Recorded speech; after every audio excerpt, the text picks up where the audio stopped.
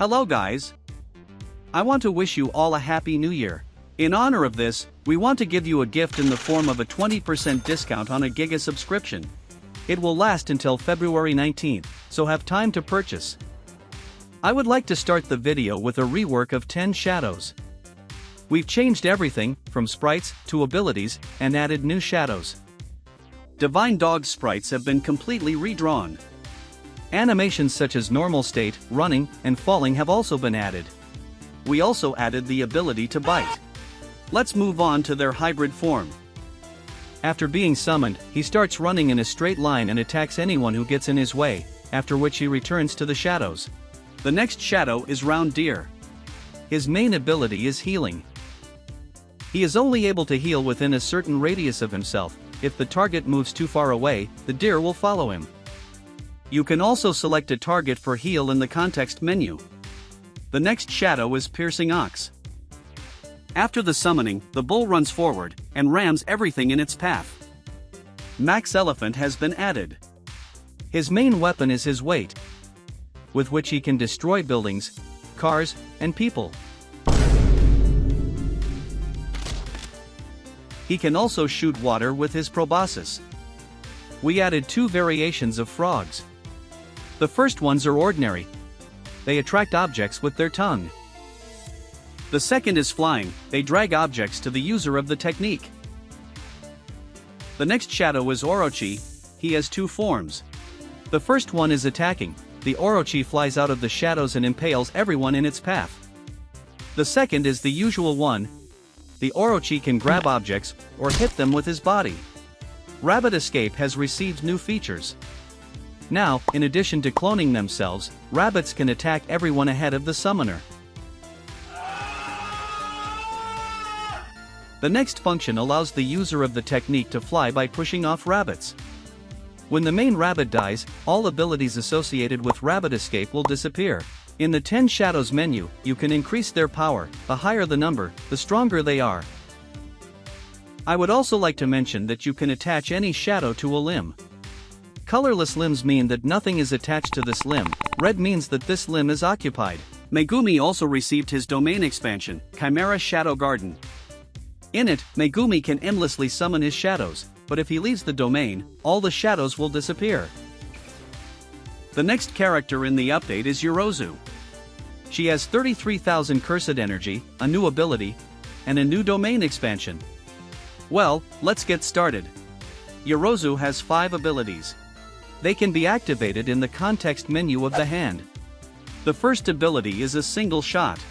After activating the ability, Yorozu shoots a jet of liquid metal, which, upon contact with something, splits into small parts that deal the main damage. The second ability is similar to the first. Yorozu collects liquid metal at one point and after a couple of seconds the ball shoots jets of liquid metal in all directions. Next ability allows Yorozu to create liquid metal on hit. The fourth ability is Metal Arrow. Oh shit. Yorozu shoots a large arrow made of liquid metal from her hand. The arrow also has a homing function. The sixth ability is of course True Sphere. Yorozu can create a perfect sphere that flies in the direction of the hand. The sphere destroys absolutely everything it touches. Yorozu has insect armor. You can enable it in the context menu of the head. In this form, Yorozu becomes much stronger. This is Sparta! Now we can move on to the new domain expansion. The main ability of the domain is to create a true sphere. You can create it in the domain settings menu. After activating True Sphere, Perfect Sphere begins to fill the entire domain space while destroying everything it touches.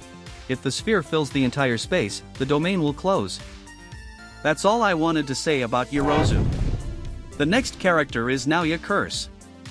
He has 14,200 cursed energy, several abilities, and 2 modes. Tendrils mode and closed mode. Let's start with the Tendrils mod. In this state, Naoya's hands appear. They have 2 modes. The first mode is passive, in which the hand can pass through any objects. In the second mode, the hand becomes solid, and you can hit any objects. In addition to all this, you can also take any object in hands. Let's move on to the closed form. In closed form, Naoya can enter turbo mode. In this state, Naoya accelerates to very high speeds. You can use your mouse to control it. In the settings, you can change the speed and rotation. Let's move on to his domain expansion. The auto-hit function of the domain injects films of animation frames into of his targets. Anyone who moves within the domain must avoid by the 24 FPS rule of projection sorcery or they will receive damage. I think it's time for a full Gojo rework. All of his abilities have been changed, including domain expansion. Let's start with the Infinity rework. The Infinity settings option has been added to the context menu. In it, you can change infinity range, pressure, push and pull functions, and infinity damage. Let's go through each one. Infinity range is responsible for the range in which the infinity technique operates. Pressure is responsible for the pressure created by Gojo when it comes into contact with something. The stronger it is, the more damage is done. Push and pull, Gojo can push and pull objects within the radius of his technique. Damage, judging by the name, damage will be inflicted on anyone who enters the infinity radius. Let's move on to Limitless rework. We changed blue, red, and purple. The first ability is blue and red punch mode. Their difference is that the red mode deals more damage and throws back harder, while the blue mode takes more of the cursed energy from the opponents. Lapse blue mode allows you to create a blue ball that, when touched, sucks in and damages all objects around it. This ability has a mini version. The difference is that Gojo creates 6 small balls instead of 1 big one. Let's move on to max blue mode. This is an improved version of lapse blue. Gojo creates a huge blue ball that sucks up everything within a radius of 15 meters. And it's also used for another ability, but we'll talk about that later. The next ability is red. It also has 3 variations: mini, advanced, and max output. Let's look at mini red. Gojo creates a small red ball that pushes and deals heavy damage. Advanced red allows the user of the technique to create an explosion around themselves. Max output red allows Gojo to create a large red ball that causes massive damage and literally tears opponents to pieces. Purple has been completely changed. He received both visual and technical changes. Technically, purple damage now depends on cursed energy. The more of it the opponent has, the less damage he will receive. Imaginary purple is a smaller version of the usual hollow purple, only with a slightly modified effect. Dead! The next ability is hollow purple nuke. There are 2 ways to use it. The first is to shoot at the max blue with the max output red. The second option is to use the cheat function in the Limitless menu. The customization menu contains many settings. The cast speed multiplier is responsible for how fast Gojo charges his attack. The max cast multiplier is responsible for how much maximum % the ability can charge. Lifetime multiplier gives you the ability to increase or decrease the lifetime of an ability. Speed multiplier controls the speed of abilities.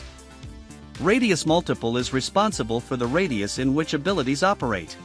Damage increases or decreases the damage dealt. Force multiplier controls the power of abilities. The follow mouse option allows abilities to follow the mouse. Teleportation has also been changed. Now you can see what position the teleporter is in. Let's move on to the most interesting part, the Unlimited Void rework.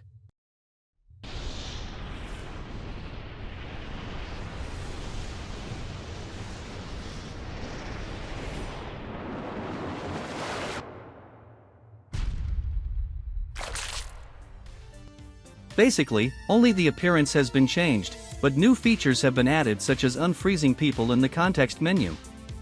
Well, that was all I wanted to show in this update. The development of this beta took us a lot of time, but I hope you enjoyed it. Now we'll go the names of those people thanks to many new features were added in this beta. Thanks for watching. Well, I've gotta run.